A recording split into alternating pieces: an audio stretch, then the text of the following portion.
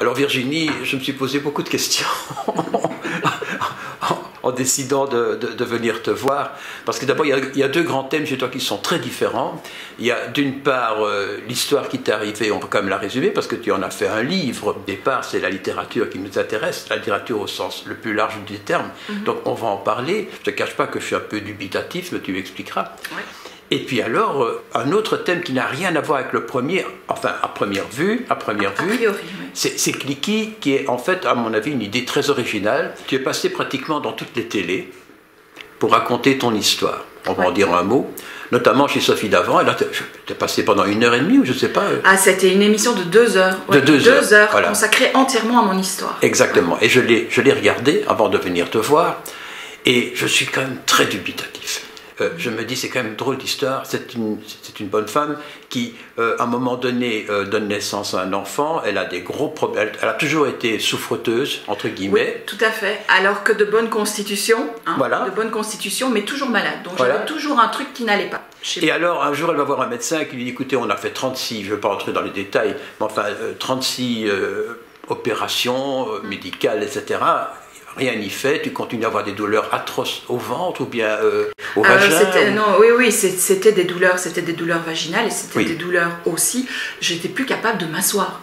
Et donc c'était des douleurs tellement handicapantes que je parvenais plus à vivre correctement, plus s'asseoir, plus marcher. J'ai dû stopper ma carrière à un moment donné aussi. Et alors un médecin te dit, écoutez, tu fais la rencontre un peu par hasard d'un chirurgien qui en fait de l'hypnose, enfin tu donneras les chiffres, les termes précis.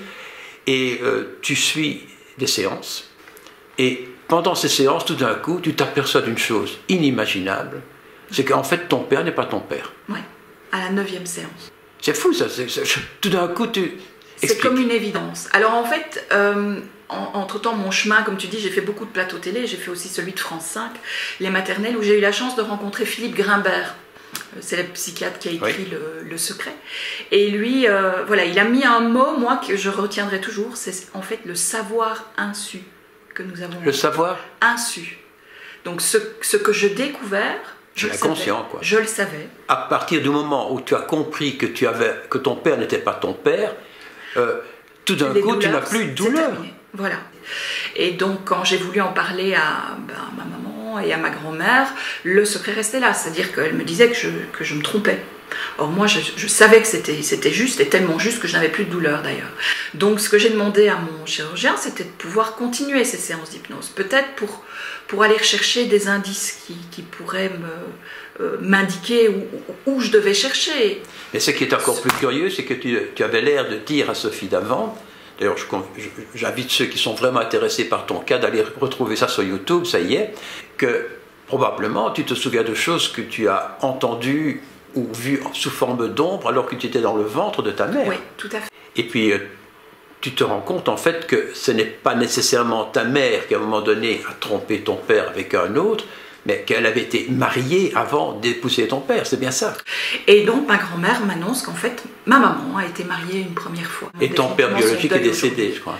Il est décédé, oui. Donc ça résout les problèmes quelque part. Je l'ai vu 20 minutes dans ma vie, mais j'ai pas eu besoin de plus. J'avais besoin d'une image. J'avais besoin d'une image vivante. Oui, c'est vrai que de le voir vivant, j'ai eu plus de chance que de voir ça. Tu n'avais pas besoin de plus, mais tu souffrais dans ton corps du fait de ne pas le savoir. Tout à fait. Alors tu en as fait un livre. Et j'en ai fait un livre que j'ai appelé Voyage en mer intérieure. C'était une nécessité de mettre ça sur papier pour pouvoir... Oui, c'est un vrai témoignage soutenu par les chirurgiens qui m'ont aidé. Et donc, ça peut aider d'autres qui hésitent à faire ce pas vers l'hypnose, à le faire en se disant, mais si la médecine... Et alors, tu arrives chez Care Édition, que nous connaissons, puisqu'ils sont déjà passés dans notre émission. Ce sont des gens sérieux, ça je crois que tout le monde le dira dans le petit monde de l'édition belge. Et puis tout d'un coup, tu fais quelque chose de tout à fait différent.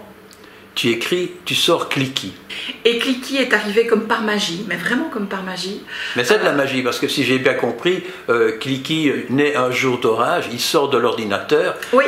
Et donc c'est arrivé un rêve, si tu veux. C'est vraiment, je me suis dit, tu vois, si tu veux, c'est vraiment, je me suis dit, tu vois, tu as des doutes par rapport à l'hypnose, et je me suis dit un soir avant de m'endormir, bon maintenant il est temps quand même que je trouve le truc pour harmoniser. Et je me suis réveillée vraiment en sursaut, et j'avais directement cette petite boule jaune que j'ai appelé Cliquis, et j'avais tout le script du livre, de la démarche, la matérialisation d'Internet et cette petite boule qui un soir est éjectée d'Internet. En fait, ce sont les datas de l'information, quoi. Voilà, tout à fait. Cette petite boule jaune, elle tombe dans le lit d'un petit garçon.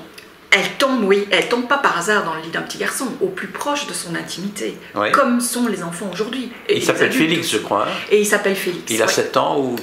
Oui, 7-8 ans, il a 7-8 ans. Ils deviennent copains. Et ils deviennent copains très vite, il se pose pas de questions, Félix. Hein. Elle est pourtant dans son lit, Clicky est dans son lit, il a pas peur. Le but de Clicky, c'est pas tellement d'expliquer comment fonctionne l'informatique. Hein. Non, c'est plutôt d'essayer de construire, comme je dis, une nouvelle sagesse, une nouvelle philosophie de vie, de dire qu'est-ce que je veux faire avec Clicky et qu'est-ce que je veux pas qu'il me prenne. Ça, il ne faut pas que ce soit une évidence comme la lampe qu'on allume, tu sais, ou le lait qu'on boit. Puis quand tu demandes à un enfant aujourd'hui de certaines grandes villes, il ne sait même pas d'où vient le lait.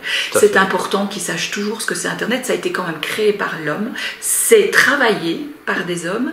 Et donc, on doit avoir un point de vue là-dessus. Alors, ce qu'il faut dire aussi, et c'est important, je trouve, c'est que dans ce bouquin, il y a des tas de dessins.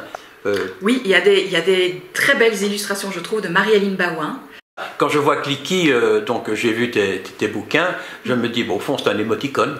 Oui. Qui se matérialise. Et... Voilà. Et j'ai eu aussi une très jolie réflexion d'un enfant qui m'a dit, mais au fond, puisque vous dites que tout ce qu'on fait est dans le cloud, et que ce cloud, il est éternel, hein, parce que Clicky ne comprend pas non plus le rapport au temps, mais alors mon papy qui est mort, son nuage, il est toujours vivant? Au fond, tu es tombé dans la littérature comme dans un chaudron, quoi, par hasard. Hein. Par hasard, complètement par hasard. Ceci dit, c'était une envie qui me tenait, je pense, depuis que j'étais toute petite fille, parce que déjà petite fille, je racontais pas mal d'histoires dans ma tête, enfin j'aimais bien tout ce qui était imaginaire, mais en fait je ne m'autorisais pas. Je ne m'autorisais pas la démarche d'écriture parce que pour moi, l'écrivain c'était presque un personnage intouchable, enfin, il était plus élevé, il n'était pas à ma hauteur. Et au fond, l'écriture, je me la suis permise en ne pensant jamais publier par rapport à l'hypnose et à mon chemin thérapeutique. Et puis c'est finalement quand on m'a donné la permission, que les médecins m'ont dit non, on te suit, on va te suivre, tes lecteurs vont aimer ce que tu écris aussi, donc fais la démarche d'aller voir des éditeurs, que je me suis permis cette démarche-là.